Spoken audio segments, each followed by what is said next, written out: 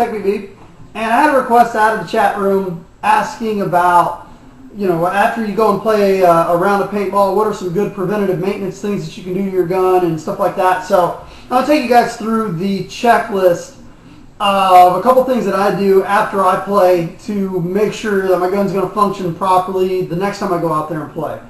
One of the things that I really try to focus on when I'm out there playing is, are there any sort of problems that my gun might be having, or little subtle signs that the gun may not be functioning properly when I'm out there. And I know it's hard to do when you're out there playing, and your heart's beating and the adrenaline's going and this, that, and the other. But sometimes just picking up on just little subtle things while you're out there playing may kind of cue you into a possible problem with your gun a little bit later on.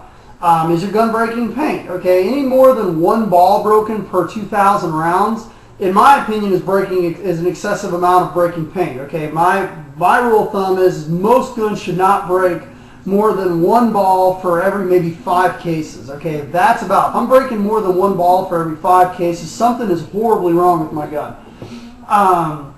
While you were out there and you were playing, was there like out in the middle of a game, was there something to where maybe a ball got jammed, or maybe you noticed a little bit of drop off, or maybe your gun just wasn't functioning properly? Maybe you were shooting and it seemed to all of a sudden stop and miss shots, or maybe you heard a kind of a funny noise happen on the inside. Okay, those can be telltale signs of something of a impending disaster with your paintball gun, or a huge problem, and it's real important to pay attention to that. With where technology is, we're in 2008 right now. With where technology is with paintball guns, there's no reason at almost any price level, $150 and up, there's no reason why most paintball guns today should not function flawlessly when you're out there on the field. Okay, from $150 and up, your gun should function flawlessly day in and day out, at least for 2 years, with basic preventative maintenance. So while you were out there, did anything happen? Was anything crazy happen with the gun? That's one of the first things that I try to pay attention to when I get home. Okay, any jams, any kind of misfires, shot drop off, anything like that. Okay, just to try to correct that. And what I do is I take that incident, I put it in the back of my head, and when I get home, I try to diagnose the problem, see if I can fix it. So when I get home, the first thing that I usually do is what I like to call the shake test. Okay. The shake test with a paintball gun is probably one of the most important things that you can do. Hopefully most players have never tried to slide into a bunker and had their gun literally just come apart on them like I have, okay? The shake test, what this is basically designed to do, I'm going to take off the barrel stock here, is you want to take your gun and just shake it like this to make sure that nothing is wiggling inside of your gun. Nothing is wiggling in terms of inside of your loader. Maybe your battery's wiggling around in here. Is your grip frame wiggling from the gun? Is your low pressure regulator and high pressure regulator, is this all secure? Is your barrel moving around? Is your ASA moving around? Probably one of the most important things. If your ASA moves at all, you need to secure that up. That is a real easy way to strip tank threads, to strip out your dovetail, to just make an absolute mess, is to have a loose ASA. We've all seen that video where the guy slides into the bunker and his ASA gets ripped off the gun and the thing goes shooting like a bottle rocket across the field. Okay, you need to be really careful that your ASA does not wiggle. And it cracks me up how many players at the field will just hand me a gun. Mike, can you fix it? And I feel it, and their bottle's moving back and forth 6 inches in each direction. Okay, that's a pending disaster. Stripping out your threads, ruining your dovetail. Okay, you strip out your ASA, that's going to be a very expensive repair. Now, also, is your trigger feel good? Okay, is your trigger pin loosening up? Many people that have owned shockers have realized, all of a sudden their trigger pin wiggles out and then it falls out. It happens with a lot of guns. So the shake test is one of the most important things that you can do when you get home. Okay, if anything is rattling or wiggling or making any sort of noise, okay, you need to secure that up. Now, one of the things I'll do just out of habit is I'll remove my barrel off of the gun and just go rinse it in warm water. Okay, take it over to the sink, rinse it in warm water. If it's a 2-piece barrel, I take it apart and just rinse it in warm water and just let it dry, just air dry. Okay, that removes a lot of the gelatin, a lot of the dirt, a lot of any sort of debris that's inside of the barrel. Make sure that your gun's shooting really good after that. The next thing I'll do is I'll take my loader off and I'll look down into the breech and see if there's any sort of gelatin or anything like that. And if you have a gun, where you can remove the bolt like this, take a look at the bolt, make sure that there is no paint residue or gelatin or anything like that inside there. Okay, this could possibly block your eyes. This can cause havoc with your gun the next time you go out there and play. And while you're at it, it's always a good idea to inspect your detents. If you have an Ego, take a look at it, make sure both your detents are there. If you've got like a Dye or a Mark or some of the other guns with the Delrin detents, kind of push on them with your finger, make sure that they're springing in and out just fine. A stuck detent can stick your bolt forward, blast all the air out of the gun. You can shoot it out of the gun. I've even seen detents that have come halfway out, the bolt goes forward and actually ruin the breech of the gun. So inspecting your breech and inspecting your detents is a really good preventative maintenance thing you can do. Okay. The other thing that you should also do is if you're airing up your gun and you notice that your macro line is leaking, whether it's leaking out of the fitting or leaking out of the hose or whatever, it's always a good idea, fresh macro line. There's nothing wrong with cutting a new piece of macro line and putting it on there. Sometimes, once it starts to leak, usually it doesn't stop. Okay, it just gets worse and worse and worse. So if you notice that your macro line is leaking, go ahead and put a new piece on there. And another thing that a lot of players don't do for some reason is screws. Okay, are there any screws missing out of your grip? Out of your eye covers, out of anything. Okay, take a look at it and make sure that there are no screws missing. I've seen Ego owners, this screw falls out and they're just trying out there to play, and then the loader goes flying off and they crush their loader. So basic preventative things when it comes to the gun. Now, when it comes to gun maintenance, paintball players usually break more shit than they fix. So I always say less is more when it comes to maintenance. Most of the guns that are on the market right now usually don't need much maintenance, maybe once every 5 cases, which for most paintball players, that's about 6 months worth of play. Most guns do not require extensive tear-down, front-to-back maintenance every time you go out there and play. I can tell you guys, I own all the guns, so I can tell you this. Okay, most of the guns do not require that kind of maintenance. So when it comes to maintenance, less is more, and you don't want to be completely hollowing your gun out every single time you go and play. Okay. So that's basic maintenance on the gun. Take a note of any issues when you're out there, just inspecting it, cleaning it up. It's not, it's always a good idea to take a clean swab, run it through your breech, and just try to take care of that. Just try to make sure that the gun is as clean as possible. Something else I like to do is take a paintbrush, clean it all out. Now, there are some guns that the battery inside of the grip frame, the battery can jiggle around. Okay, I'm trying to think. I know, I'm trying to think of like Virtue boards. They use the battery harness that clips on top.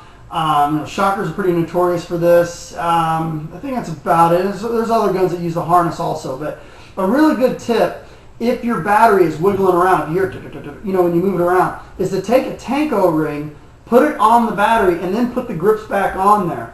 The reason why you don't want your battery wiggling around inside of your gun, a Tippmann, like the Tippmann A5s with the new electronic grip frames. Okay, the reason why you don't want your battery rattling around in there is on the circuit boards, very small little capacitors and little resistors and stuff like that. If one of those breaks, your gun is broken. Okay, so by securing your battery will ensure with an O-ring, you stick an O, just take it, just lay it on top of it, and put the grip back on there.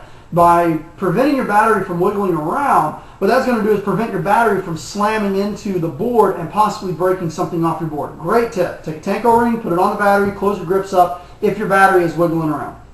Okay, so the next thing we're going to talk about is loaders. Okay, now this doesn't matter what kind of loader you use. If you're using a Velocity or a Halo or whatever. Okay, let's talk about loaders. This is one of the most important things. If your loader doesn't function properly, then it doesn't matter how your gun is functioning. If your loader isn't feeding paintballs, there's no paintballs going to get to your gun, and there's no way you're going to be able to shoot at your opponent. Okay, especially with Halos and Empire reloaders.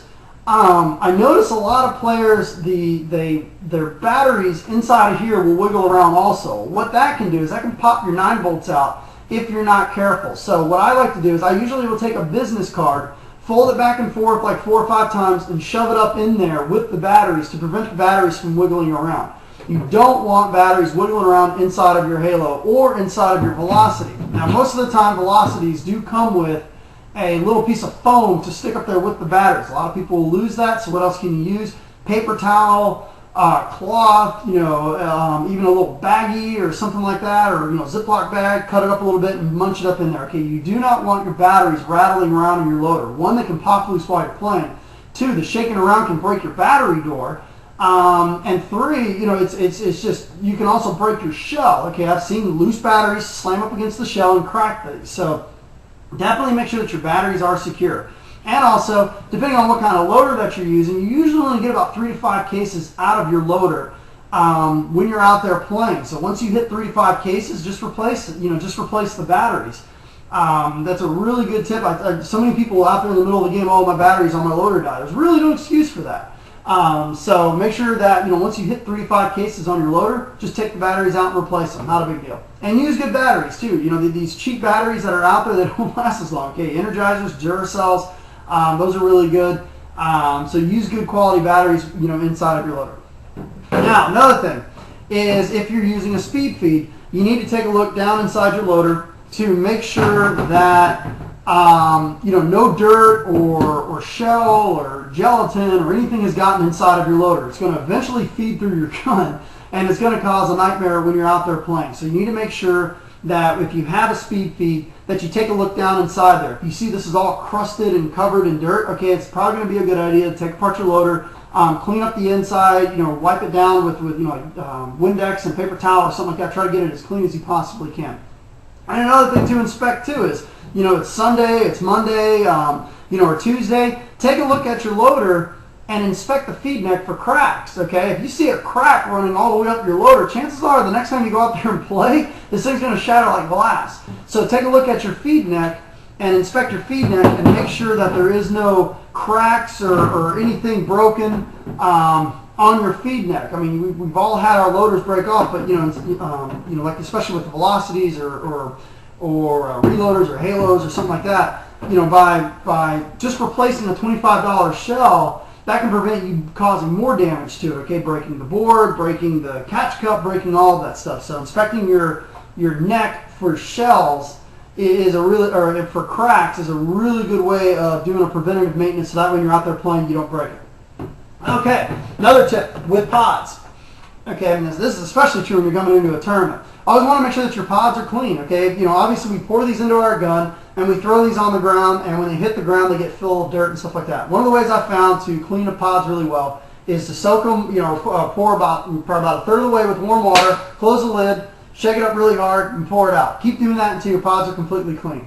If something got on the inside, like I've had times where I poured it into guns, when I go to throw it off, I actually take a ball inside there and it doesn't seem to want to get loose. You can get these little paintbrush rollers, Home Depot or Ace Hardware or something like that for dirt cheap. These actually work really well as pod cleaners, and they're dirt cheap. So you just put your fingers inside there, put it in there, and you can really clean up your pods really, really well using a cheap, 99-cent paintbrush roller. So with that, you should be able to, have a good, that should be able to take you through your gun, your loader, everything in terms of preventative maintenance to avoid problems when you're out there on the field. So if you have any questions, shoot me over an email. Thanks for tuning in.